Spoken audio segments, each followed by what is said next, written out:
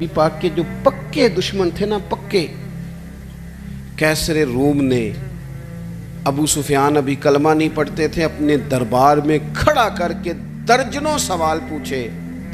ایک سوال اس نے یہ بھی پوچھا کہ آپ مخالف ہیں چچا ہو کے، آپ نہیں مانتے، ان سے جنگیں لڑتے ہیں، یہ بتائیں کبھی انہوں نے جھوٹ بھی بولا ہے؟ او سجنوں سنو نا، او دوستو سنو یار، کبھی بندے کی زبان سے کوئی اوپر نیچے نکل ہی جاتا ہے؟ کبھی جھوٹ بھی بولا؟ کبھی؟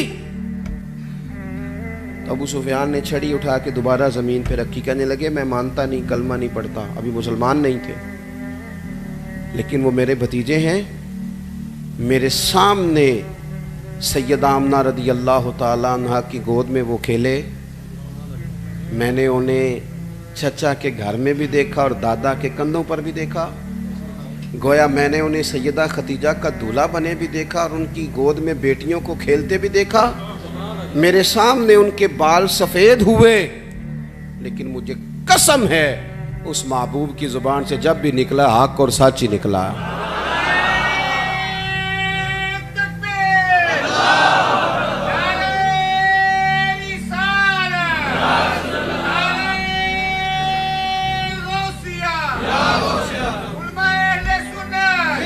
میں بس بات ختم کرنے لگا ہوں، آپ نے توجہ کرنی ہے۔ سچ اور ہمیشہ جو تیری جان کے دشمن ہیں وہ بھی کہتے ہیں امین تو ہے اور صداقت کی آبرو تو ہے۔ نبی پاک علیہ السلام نے سچ، کبھی کبھی نا، اچھا ہمیں سچ بولنے کا شوق پڑا ہے ویسے، لیکن دوسروں کے بارے میں، سامنے والے کے بارے میں سچ بولتے ہیں، اپنے بارے میں بولیں؟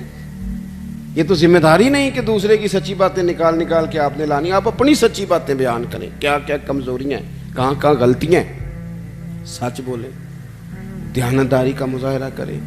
رزق آپ کو تسلی وہ والا دے گا جو لقمہ حلال ہوگا، جس میں آپ میزش ہوگی وہ پیٹ میں چلا تو جائے گا، طاقت نہیں بنے گا، وہ بے قراری بنے گا، وہ بے سکون۔ کوئی بھی چیز جو اضافی تو ایک یہ دانت میں کوئی اضافی چیز کبھی لگ جائے تو سکون نہیں لینے دیتی، اضافی ہوتی ہے نا، وہ اپنی نہیں ہوتی، وہ نکالنی پڑتی ہے۔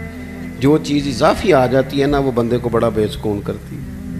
اس لیے جو جائز چیزیں ہیں ہمارا حق ہیں، اس کے علاوہ جو شے بھی آئے گی وہ ٹینشن دے گی۔ لوگ کہیں گے پتہ نہیں کیوں بور ہو رہا ہوں۔ لوگ امام شافعی سے ایک شخص نے کہا میرا حافظہ بڑا کمزور ہے، تو ہم لوگ تو دلیر نہیں نا ہوتے، باتیں نہیں بتا سکتے، وظیفہ بتا دیتے ہیں یہ پڑھا کرو ٹھیک ہو جائے گا۔ اس نے کہا حضور میرا حافظہ بڑا کمزور ہے، تو امام صاحب کہنے لگے گناہ چھوڑ دے، کثرت گناہ حافظے کو کمزور کر دیتے۔ سچی بات کر دی کھول کے۔ تو سچ کبھی کبھی نا اگر ہم سچ بولیں تو وقتی مشکل بھی آتی ہے، وقتی طور پر مشکلات بھی ہوتی ہیں۔ حضرت ابی بن کعب کہتے ہیں میں کچھ کمزوری رہ گئی، سستی ہو گئی، جا نہیں سکا تھا نبی پاک کے ساتھ۔ حضرت کعب بن مالک جنگ تبوک میں جا نہیں سکا تھا، سستی ہو گئی، فرماتے ہیں میں حضور جب واپس آئے تو جو منافقین تھے انہوں نے جھوٹ بولے، حضور یہ مجبوری تھی، یہ مجبوری تھی، حضور خاموش ہو گئے۔ میں نے عرض کی یا رسول اللہ بھول گیا تھا، سستی ہو گئی، خیال تھا کل پہنچ جاؤں گا، پرسوں چلا جاؤں گا، لیکن وہ سستی ہو گئی۔ سچ بولا۔ 50 دن حضور ناراض رہے، ایک شخص بھی مدینے میں مجھ سے کلام نہیں کرتا تھا، لیکن فرماتے ہیں پتہ ہے اگرچہ مجھے وقتی تکلیف ہوئی پر پھر میرے سچ کی مجھے جزا یہ ملی کہ اللہ نے قرآن میں میری توبہ کا ذکر فرمایا۔ ان کی توبہ اب تلاوت ہوتی ہے۔ تو سچ بولیں، دیانت۔ 3 باتیں میں نے عرض کی ہیں، پھر دہراتا ہوں۔ ایک تو کوشش کریں مزاج کسی کو تکلیف نہ دے، ہماری طبیعتیں بوجھ بنتی ہیں، اس سے لوگ آزمائش میں آ جاتے ہیں۔ دوسری بات، کسی کی کوئی خدمت ہو سکتی ہے، کسی کا کوئی بھلا ہو سکتا ہے، مومن کا وجود نفع بخش ہوتا ہے، کوشش کرے کسی کا کتنا کو بھلا کر سکتے ہیں۔ اگر خود غرض بنیں گے نا، اپنا ہی گھر بنائیں گے، اپنی ذات پہ سوچیں گے تو خود غرض ہو جائیں گے۔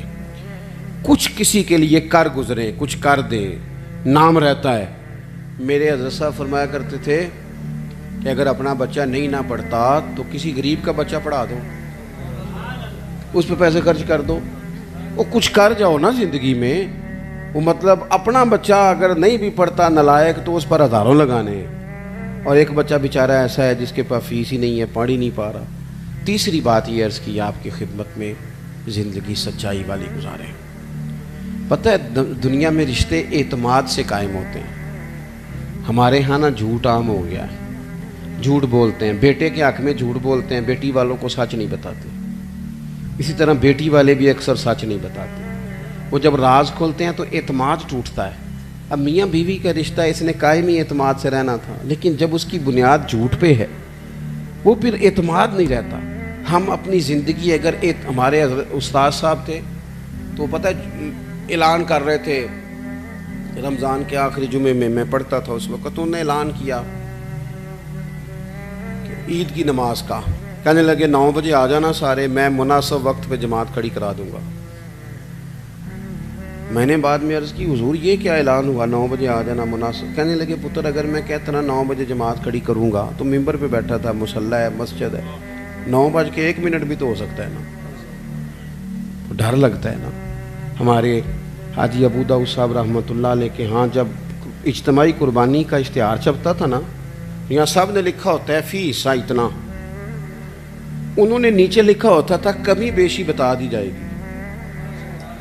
وہ کہتے تھے سیم اسی قیمت کا پورا جانور 100% خریدنا، یہ کئی دفعہ ممکن ہے بھائی، کوئی جانور 40 کا ملتا ہے، کوئی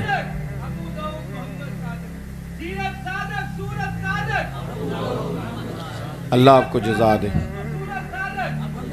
اللہ تعالیٰ جی۔ میرے عزیز تو کوشش کریں زندگی میں جھوٹ نہ ہو، بددیانتی نہ ہو، یہ ہمیں ہمارے رسول نے دیا ہے اور ان چیزوں کی ہمیں ضرورت ہے۔